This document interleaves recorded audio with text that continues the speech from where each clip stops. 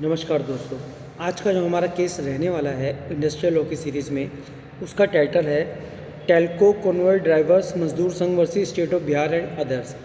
इस वाले केस में जो हमारा एपेलेंट है, ये जो ड्राइवर्स थे टेल्को कंपनी के, उनका जो संगठन था मजदूर संघ था, उनके और जो कंपनी टेल्को के बीच में डिस्प्यूट हुआ।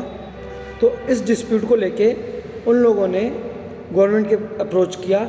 तो गवर्नमेंट की तरफ से जो मैंने आप लोगों को बताया हुआ है कि पहले डायरेक्टली हम कोर्ट को अप्रोच करने से पहले हमें गवर्नमेंट के पास जाना पड़ता है लेबर लॉज के मैटर में, और गवर्नमेंट ही मैटर को रेफ़र करती है आगे कोर्ट के पास, ये उनके पास पावर होती है। तो इस केस में जब ये लोग गवर्नमेंट के पास गए तो गवर्नमेंट ने ये मैटर लेबर कमिश्नर जो थे उन्होंने आगे रेफ़र करने से मना कर दिया, ये कहते हुए कि आप तो वर्कमैन की डेफिनेशन में आते ही नहीं हो, सेक्शन 2S की डेफिनेशन में आते ही नहीं हो, और आपके बीच में एम्प्लॉयर और एम्प्लॉय का रिलेशन ही नहीं है, तो इंडस्ट्रियल डिस्प्यूट किस बात का।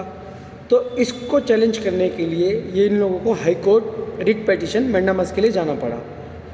रिट पिटीशन में जब ये लोग गए हाई कोर्ट, बिहार की हाई कोर्ट के पास, तो बिहार की हाई कोर्ट ने गवर्नमेंट को बोला कि आप एक बार इस मैटर को दोबारा सुन लीजिए।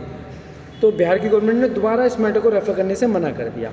ये दोबारा से बिहार गवर्नमेंट के पास रिट पिटीशन लेके पहुंच गए। इस बार तो बिहार की जो हाई कोर्ट थी उन्होंने रिट को अलाउ ही नहीं किया। इसको चैलेंज करने के लिए बिहार हाई कोर्ट के ऑर्डर को ये लोग स्पेशल लीव पिटीशन के थ्रू सुप्रीम कोर्ट पहुँचे।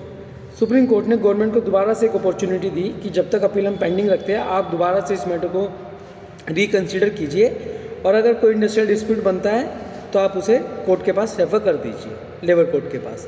गवर्नमेंट ने सुप्रीम कोर्ट की बात को नहीं सुना और मैटर को रेफ़र करने से मना कर दिया। तो अब सुप्रीम कोर्ट ने SLP को सुनते हुए ये पाया कि गवर्नमेंट का जो रोल है वो किस तरह का है, वो जुडिशियल फंक्शन है या एडमिनिस्ट्रेटिव फंक्शन है। तो सुप्रीम कोर्ट ने देखा अंडर सेक्शन 10 क्लोज 1, जिसमें हम बात करते हैं, अगर हम बेयर एक्ट्स की रीडिंग पढ़ेंगे, अगर कोई भी इंडस्ट्रियल डिस्प्यूट ऑलरेडी है या ऐसा लगता है कि सरकार को है, तो उन वाले केसेस में गवर्नमेंट के पास क्या राइट्स है, क्या उनकी लायबिलिटी है और क्या उनकी रिस्पॉन्सिबिलिटीज़ है। तो सुप्रीम कोर्ट ने पाया कि जो गवर्नमेंट का काम है वो प्योरली एडमिनिस्ट्रेटिव नेचर का है।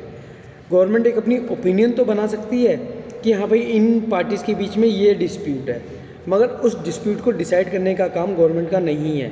वो लोग वर्कमैन है या नहीं है, ये गवर्नमेंट के डोमेन से बहुत दूर है।